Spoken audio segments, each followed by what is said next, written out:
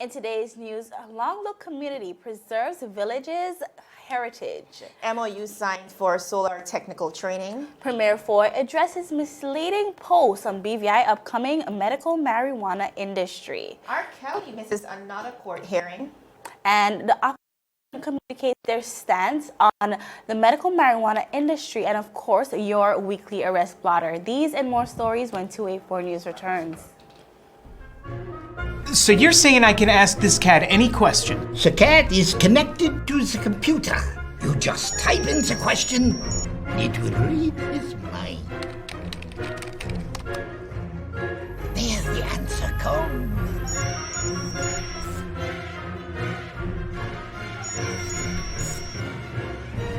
You're the man! I've been looking for this for weeks. Brilliant Hands and Minds tutoring services, one-on-one tutorials in math and English, intense homework assistance, academic enrichment, school projects, effective communication and public speaking development, sign language for adults and children on Saturdays only. Registered with the Virgin Islands High School Certificate Program, Brilliant Hands and Minds can help you too.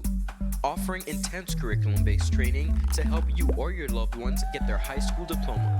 It's time to make your family's education a #1 priority. Hurry, space is limited. Brilliant Hands and Minds Learning Center. We are the trained education professionals.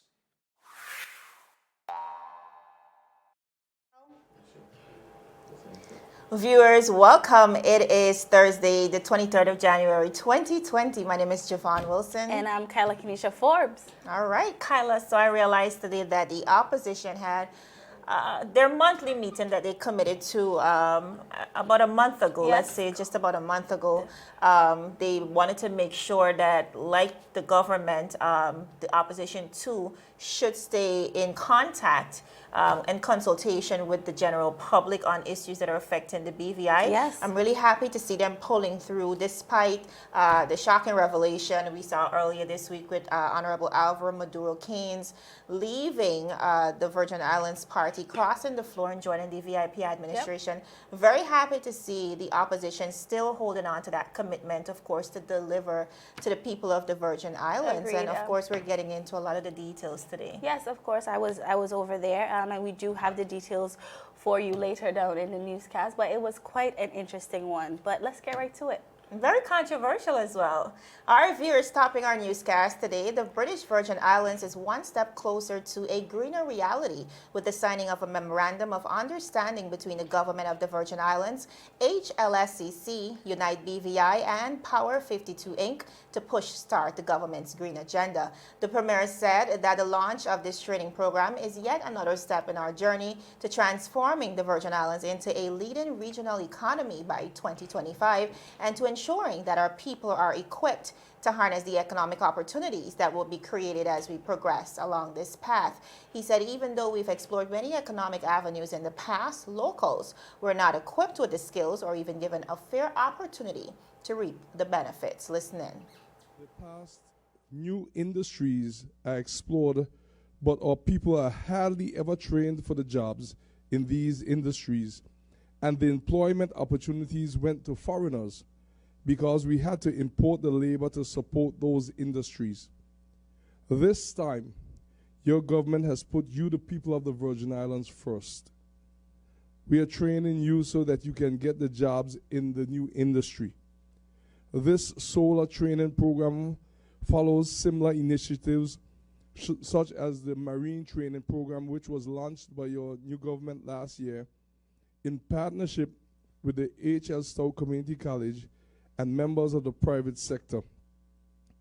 The overriding objective is to equip the people of the Virgin Islands so that they can meaningfully and gainfully participate and prosper in the industries here in their homeland. This particular program, the Solar Training Program, has the additional merit of preparing our territory to accelerate our thrust towards being 60% green by 2030. We are Honorable Minister for Education, Mr. Natalio Whitley, also said, without a shadow of a doubt, human beings have contributed significantly to the adverse climate change issues affecting our region and the world, and expressed that we must take charge and preserve and protect our environment. He expressed his excitement for the training program to be facilitated through HLSCC and reaffirmed, quote, "We will not be a generation to hurt the future. We will help the future."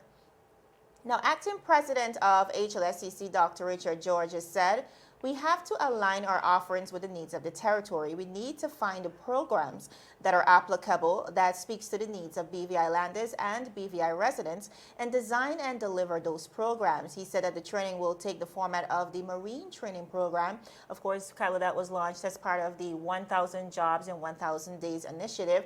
And the aim is to offer the opportunity to those who truly have a genuine interest in the field with basic math, English, as well as business prerequisites.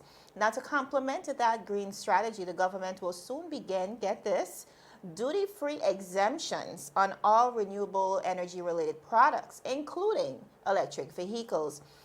The import duties will be suspended for a year to give residents and corporate BVI a grace period to adapt to the new initiative. Many residents are really ecstatic about the announcement, since it promises a more cost-friendly future. And as you can imagine, everyone is looking forward to reduced electricity costs as we move towards renewable energy. General Manager of the BVI Electricity Company, Mr. Leroy Abrams, said that in addition to that benefit, the overall cost to produce electricity will be reduced as well. He said, "We are one of the few jurisdictions in the region that has the full legal framework to support renewable energy. The challenge was always lack of expertise." Now, Mr. Rob Wallace, pioneer of Power 52 Inc., which is the company through which the training will be facilitated, Kyla, concurred with the Premier's notion that the future belongs to the prepared. His company will be the exclusive training partner for the next 3 years through HLSCC. Now, Power 52, for those of you who do not know, provides employment training for at-risk adults, returning citizens, and underserved individuals living in Baltimore City and surrounding countries that prepare participants for a career in the solar industry as well as other green opportunities. Now, once the program is completed, successful persons will be able to install solar panels throughout the territory. Kyla, I am so impressed by this initiative. And the overall agenda that our government is stepping towards a greener economy, a greener future, because that lends significantly to the reform that we need when it comes to climate change and our approach to climate change, and just ensuring that the BVI is in a greener space and that we are more cost effective and just taking care of, preserving and protecting our environment. Agreed. So, Javon and viewers, as I was driving through the roads of Long Look East End, there I spotted a man painting a mural on the wall of the Long Look Methodist Church. And viewers, I want to tell you all about it. Javon, it was an amazing sight to see. Mr. Big Malone was his name, painting this mural. So, of course, I stopped. I had a conversation with him. There was also an older man and a younger lady. And the young lady was actually asking Mr. Malone if she could help. Wow. Because what you might not know, murals are a big part of our history. We have murals all around the BVI. So a little facts about Mr. Malone is the fact that the older man was actually saying, Mr. Malone, as a painter, this has been in his background for a very long Wow, I did time. not know that. Yes, he was actually saying the Malone family comes very artistic, you know. So it was great to see. Also, one of his teachers, he was telling me, an older lady that passed it by was actually his teacher. And he recollected back in the days how he would just paint and get in trouble being in class when he was supposed to pay attention to paint. So this mural, he was telling me, is actually it has so many different stories. There's 20 panels. He's already done about 4 or 5 of them. He has a long way to go. Yeah. He was contacted by Mr. Ron Potter, Okay. and the government would actually be paying for it. So this was great. But actually, while I was there, I also realized that at the Long Look Methodist Church, there's a heritage museum. Yes. Yes. I never knew that. And this is something different that we can offer to our tourism, Absolutely. Our tourism product into tourists, because they're actually opened when ships are in. So there's basically different items that they used to use back in the day. And I just think it's just awesome. So over there in the Long Look community, they're doing their part to preserve the culture of the village, but not just the village, but also the BVI. I think it was amazing. It was some amazing things to see. All right. Mr. Bing, I know him for The Bar, of course, very popularly known in the Long Look area. But when I think about Mr. Bing Malone, I think he's the epitome of BVI culture and pride. When you sit and you speak to him, you hear the passion, you hear the pride, you hear the history of the British Virgin Islands, and that's the best part about visiting his establishment. He's always willing to share within that cultural capacity, and it's really admirable. Also, when we think about the fact that the 7th and 8th district, for persons who are coming through air travel, that's the 2 first districts that they And come there into is a contact mural with. in the 8th district as well. So it's really important that we play a part in the beautification of those areas specifically, because again, we are a tourist region. That's where we get our bread and butter from. And the more we look into it, is the more we're realizing that it will no longer serve as a crutch industry. Tourism is about to boom and become, at least live up to its full potential within this time. So I'm really happy to see the government using the persons who are really passionate about what it is they do, and also preserving culture. I'm really happy to see that the museums, because I know the Honorable Minister as well, Natalia Wheatley, is very passionate about revamping the museums and getting them back up and running. So viewers, I'm really happy to see that. We have to go to a quick commercial break, but we're coming back with a lot more right here on 284 News.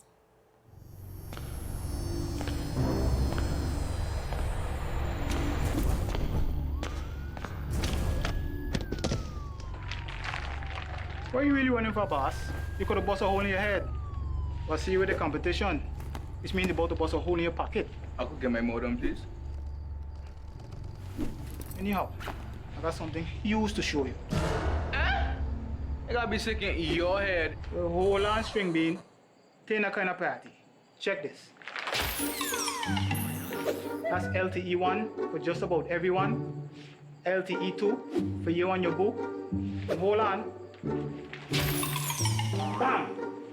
Rate so low, you feel like you're free. That's LTE3 for you and the whole family. Save even more on your internet with new pricing from CCT. Get LTE 2 now for only $149. Get LTE 3 for the new low price of $189. All packages are unlimited, so there's no overage charge. You don't have to run into Chaz for savings. Just stop by our store and sign up today. Come on over to CCT. Life Unlimited. Viewers, welcome back to 284 News. Now, R. Kelly is in the news again. He is being held at the federal detention facility in Chicago, and of course was scheduled to appear before court yesterday, Wednesday, but did not. Mrs. Tandra Simonson, spokeswoman for Cook Country State Attorney Kim Fox, also confirmed the same. Kelly's lead lawyer, Mr. Steve Greenberg, told the judge, quote, "I do not know if Kelly was supposed to be here today, but he had a medical procedure," end of quote. The judge responded, "I understand he has a medical condition and can't be here today." Now, details of the medical procedure were not discussed, but on October of 2019, Kelly also skipped another court hearing due to a supposed toe infection. Now, Simonson confirmed prosecutors are proceeding first with the case of victim LC, who identified herself as Miss Lanita Carter, Kelly's former hairdresser, who accused him of forcing oral sex in 2003. Simonton added that the next court date is on April 16th. Now, during the second installment of Lifetime's Surviving R. Kelly Part 2 docu-series that aired earlier this month, Carter said she met the singer when she was 24 years old and recalled how Kelly gained her trust before allegedly pulling her hair and forcing her to perform oral sex on him. Kelly, 53, has denied all allegations against him. He has already pleaded not guilty to more than 12 sex crime charges filed against him in 2 federal courts and 2 state courts since February of 2019. Now, in December, a tentative date of September 14th was set for Kelly to be tried on multiple counts of sexual misconduct dating back more than a decade and involving 4 accusers, Kyla, that at the time, 3 of them were under the age of consent. Now, as it stands, Kelly is charged with multiple counts of similar sex crimes in federal courts in Illinois as well as in New York, and also in state court in Minnesota, which has yet to hold a hearing on Kelly's case. Kelly is tentatively scheduled to face trial in the federal case in Chicago in April and federal case in New York in May. If these and the September dates hold, he would face trials in 3 courts in 2 states in a 6-month period of 2020, not counting whatever happens in Minnesota. So, Kyla, as the story continues to unravel, I think for quite a number of years, first of all, we've heard of the bizarre stories coming from these victims, essentially accusing R. Kelly of sexual misconduct in many forms. And, R. Kelly is somebody who we've grown to know and love, international superstar. His music is etched in our memories for life, I believe. But for some, that image has been changed tremendously by the accusations that have come forward from various women from as young as 13 years old. And just to think about it, the acts, how he committed the acts based on the allegations is just sickening to see. But with this recent revelation, him not being able to make the court hearing yet again, persons are of the opinion that he is literally trying to prolong the process and basically, I guess, hoping that the victims would get tired of the process. Well, Javon, you spoke about the first instance being a toe infection. A toe infection. That's bizarre to me. Such a legitimate reason. But if he thinks that this will just go away, I don't think it's going away so easily. So we'll have to see. I feel how like this develops. as a generation, we're really holding persons like that accountable Of for course. their actions. And so we have to just wait and see what happens. Definitely. Move on to the next story. Definitely. Recently, a supposed local media house posted an article on social media reporting that an international medical marijuana plot was exposed as fraudulent. The name of the post was Medical Marijuana Plot Exposed, BVI Beware. The article reported on an international company by the name of Semomax Group, which is offering a 12 million euros bond for a medical cannabis production facility in Portugal. The article said the report was according to the offshore alerts. Now, Javon, this article have been circulating since it was posted. Of course, we've had a lot of talks about medical marijuana in the territory recently. The post here, you can see, it actually lists the BVI as one of the entities involved in this scheme. So, of course, we reached out, or Media House reached out to the premier to see what he had to say about it. He said, and I quote, "Clearly the way this supposing existing media house wrote this baseless article leaves a lot to be desired. We cannot speak for any media report on the company in question, as that is independent to the government of the Virgin Islands. But to link the government of the Virgin Islands in the same report appears quite malicious, to say the least. The government of the Virgin Islands to date has not contracted any company dealing with this new initiative.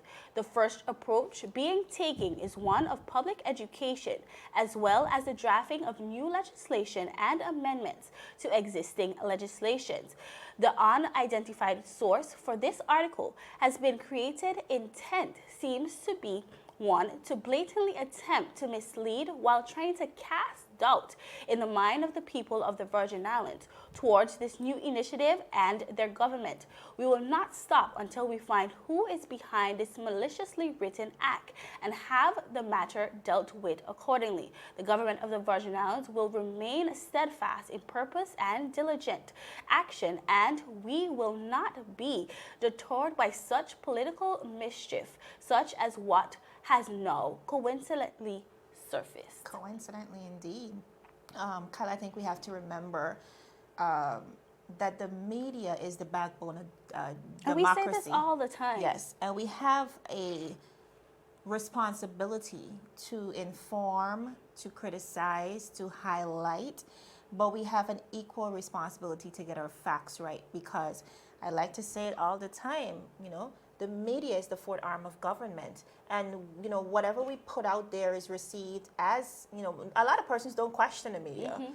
Some persons do, but not everyone, the masses I should say, would not question the media. They figure maybe we did our fact checks and Right. whatever we're As feeding we're them, supposed to. as we're supposed to, whatever we're feeding them is the truth. But like the Premier said, we have to exercise that responsibility. And when I say we, even sometimes our media house, we won't always get it right, but we have to ensure that we are doing our very best, because Agreed. especially at this critical juncture where, like you said, marijuana is the conversation of the territory right now. We're trying to figure out what's the best way forward. How do we approach it? Right. The last thing we want to do is, one, beguile the people, and secondly, misguide the people. And so it's our responsibility to ensure that we put the facts out there. I agree. Still ahead, health minister encourages residents to motivate each other. All this and more when 284 News returns. Some claim that the age of a true gentleman is far behind us, but here at 284 Media, we disagree. He may appear in different guises today, but the values and ideals that make him a gent still stand. 284 Media proudly presents its newest talk show, The Art of a Distinguished Gentleman, with yours truly, Ron Grant. A show poised to help guide modern-day men into 21st century distinguished gentlemen. Don't worry, it's not all about suits and bow ties, but raw, real-life lessons that translate to grounded, community-minded, well-rounded men. The Art of a Distinguished Gentleman, a 284 Media production.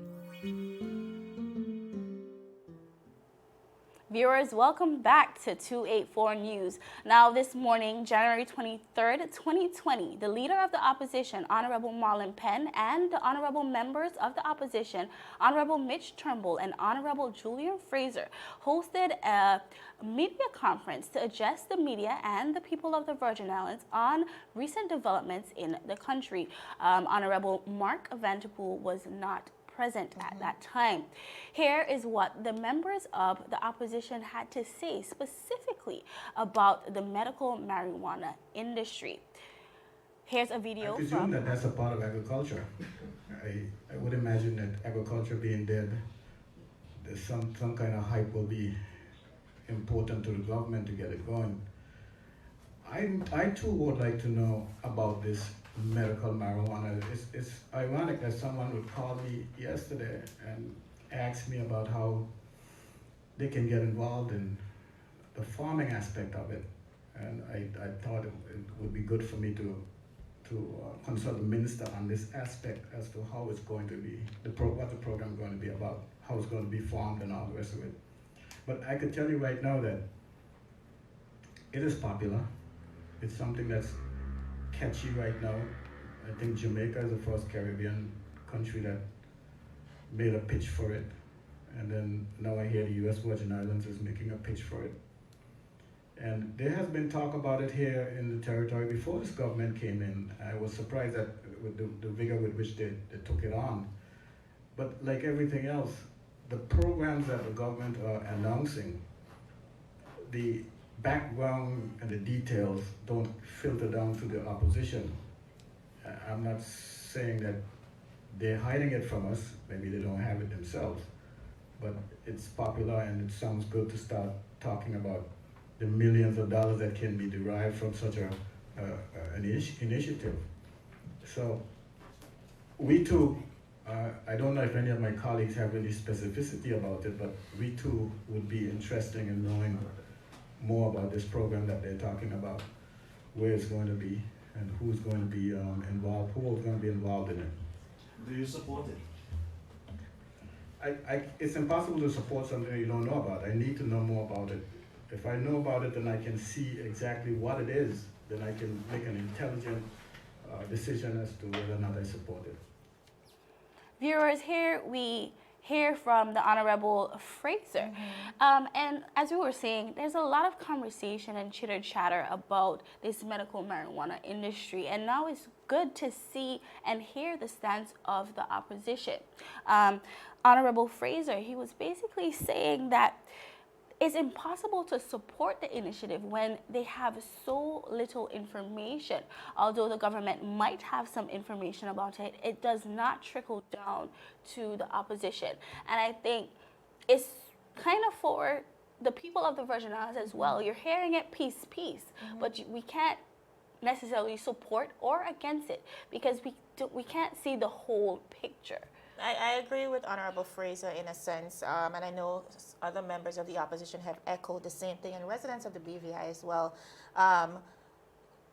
What the Premier and the subject minister has said in the past is that there were consultations going on even prior to it being introduced to the public. And I think one of the agendas the government of the Virgin Islands has pushed even since coming into power is the fact that they will be transparent with the people of the Virgin Islands, and whatever legislations are coming forward, it will reflect the desires of the people of the Virgin Islands. So I think that's where the problem comes now, even on other issues relating to the Virgin Islands.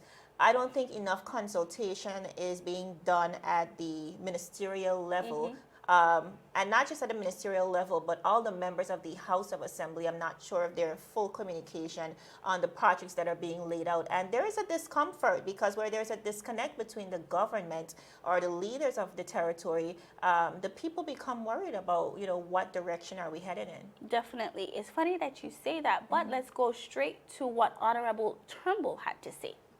The question about medical marijuana and again the hype behind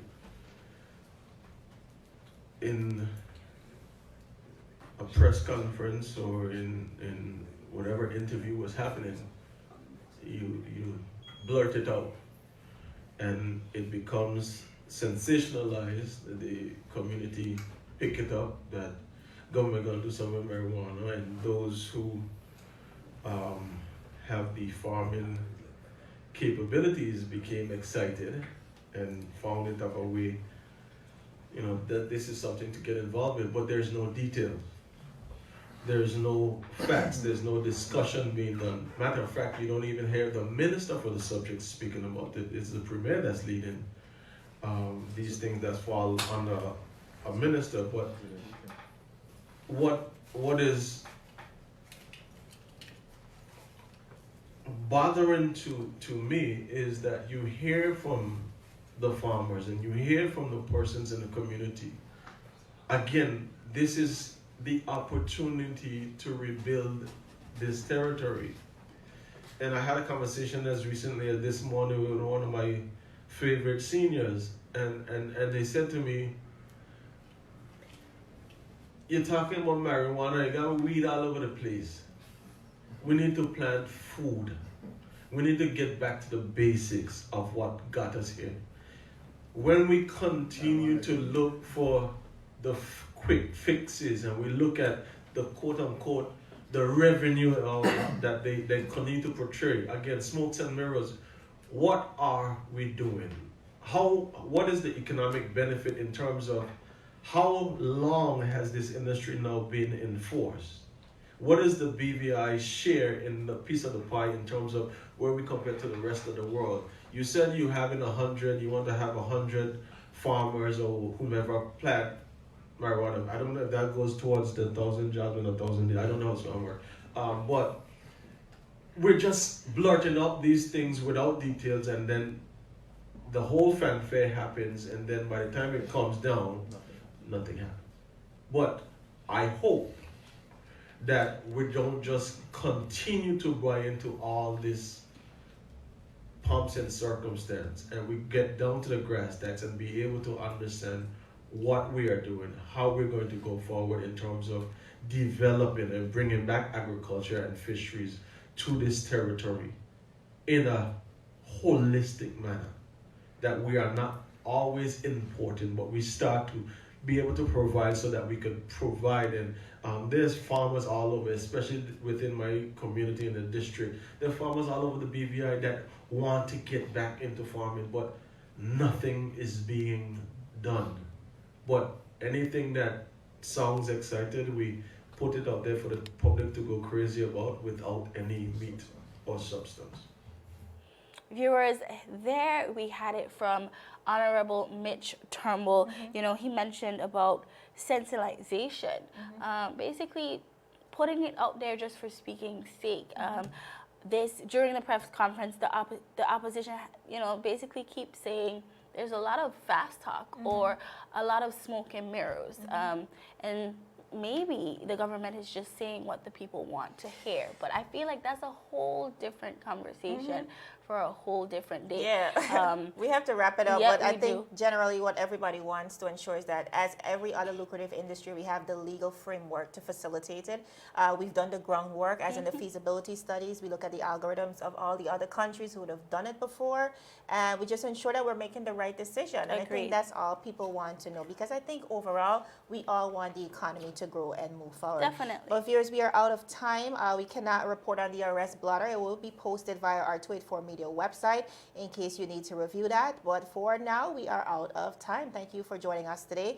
Do follow us on Facebook at 284 Media, as well as 284 BVI on Instagram, as well as Twitter. And of course, be sure to check out our new website, that is 284media.com. My name is Javon Wilson. And I'm Kyla Kenesha Forbes. We'll see you again tomorrow as we deliver your daily dose of local, regional, and international content.